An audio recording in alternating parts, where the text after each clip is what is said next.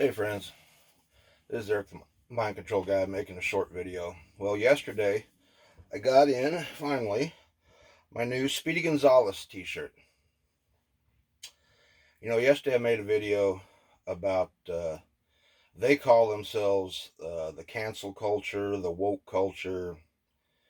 Well, I decided to coin the term pacifier culture. Nothing but a bunch of crybabies. Why are we letting a bunch of infantile crybabies take away from us everything that we grew up with? To hell with those. There's even those who are from that generation who are just as sick and tired of the pacifier culture as the grown-ups are. My son, he just turned 23 last month. He's in the Air Force. He had just re-enlisted for 6 years.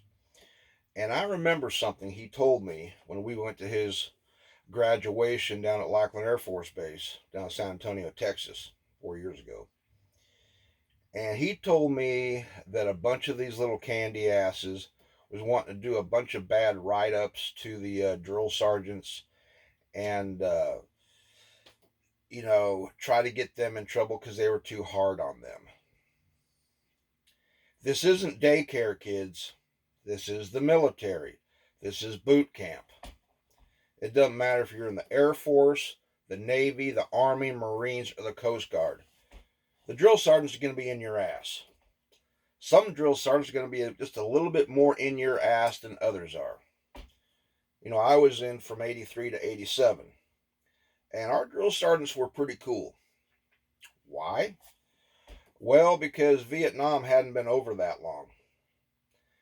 And, they learned that you start messing with somebody too much when they first get there, okay, they're straightening them out, get the street off them. But if you want to be a real overbearing shithead as a drill sergeant, in a couple weeks you're going to go to the range, and this young feller or young gal that you've been just hard assing him the whole time, they're going to have a live rifle in their hands with live rounds. And I can remember an incident that happened when I was in basic training. One of the guys from the other platoons told us. Sergeant Billy D. Mann, that was his name. He was a big boy, and he had been an MP. And he was pretty cool with his guys.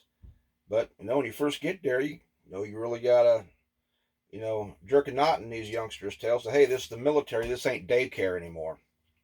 This is the military.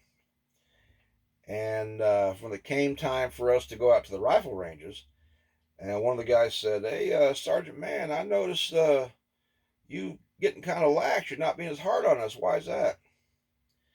He said, look, I'm going out here with you meatheads out to the damn rifle range. You're going to have M16s and live rounds, and I ain't going to have anything. You think I'm going to sit here and dog you? I don't want to get shot, because that has been the case over the years. You get some of these guys that take their authority too damn far, and they get out to the rifle range and they end up getting shot. When my dad was in the service back in the 50s during the Korean War, he was in the Marines. And he said back then Marine Corps basic training camp was 16 weeks long. And that was back when they could make you stand at attention and knock the crap out of you, and you just had to stand there and take it. He said back then the drill sergeants, they'd go to basic training with you, they'd go to AIT with you, and they always end up going out to combat with you. I mean, it's the Marines, right? He said a lot of times right after they got there, the first round fired, the drill sergeant got it. And anyway, there's a difference between training somebody and just being an overbearing bastard. Now, some of these little punk asses, they need it.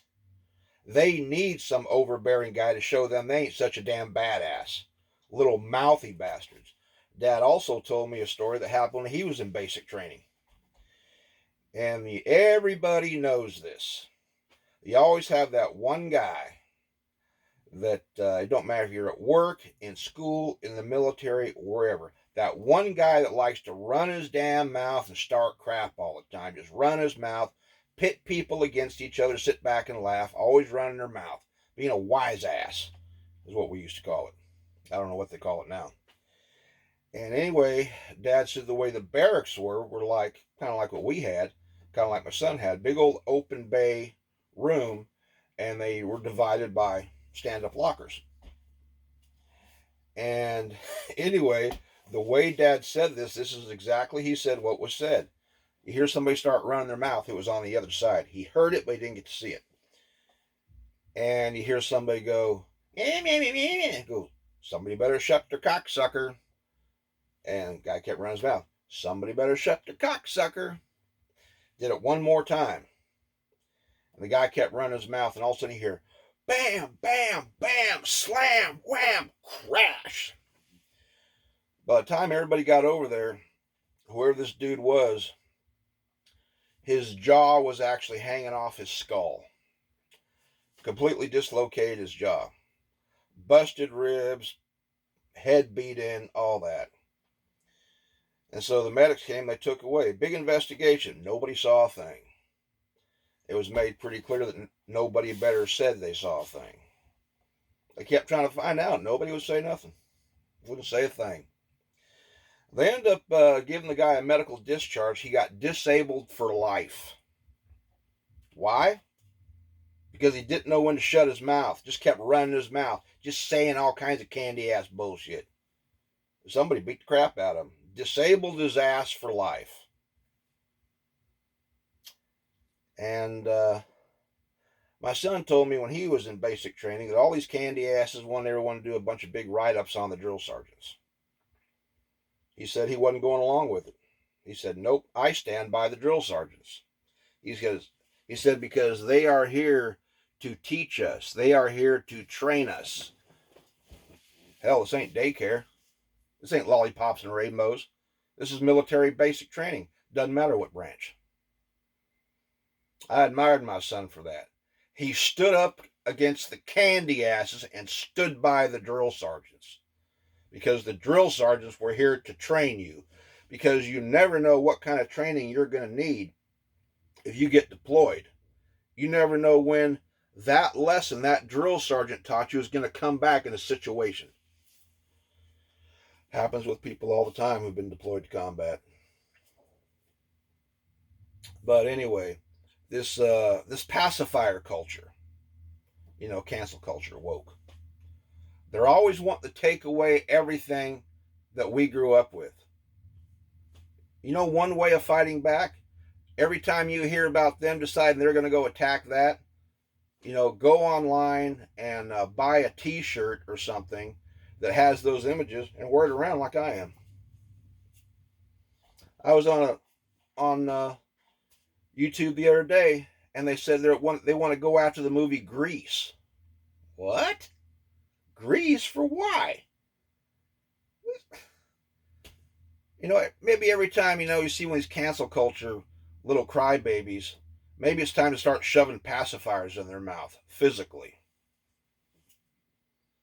The candy ass culture, the pacifier culture. All these little bitches who bought into all that Marxist bullshit they were being taught by their professors, like I said so many times, the very people that Joe McCarthy warned us about decades ago. It's proven all to be right. George Orwell, 1984. It's all here. And it's only a matter of time before this old series becomes reality. This movie was supposed to be 10 years after Soviet occupation. And this movie right here, I've shown this before too. The Red Menace. 1949, you can watch the entire thing on YouTube. No, it's not that one. It's this one. 1952, Invasion USA. You can watch that online. And, these things that you can all watch online now, you can all get them.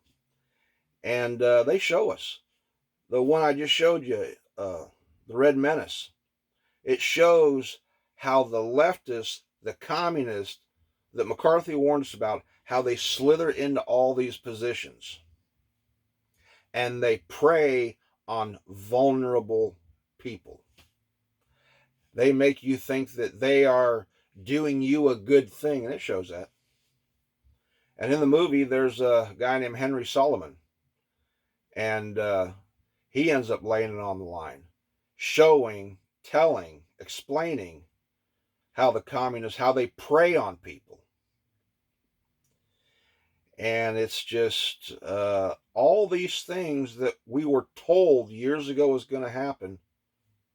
They've been happening, and now it shows more than ever today. You know, the Red Menace, and, you know, as far as the country being invaded, haven't been invaded yet. Hell, they're getting us to fight each other. That's what they're doing. They're getting us to fight each other. And this movie here, documentary actually, The Crash, The Coming Financial Collapse of America. And we're in how many $1 trillion debt now?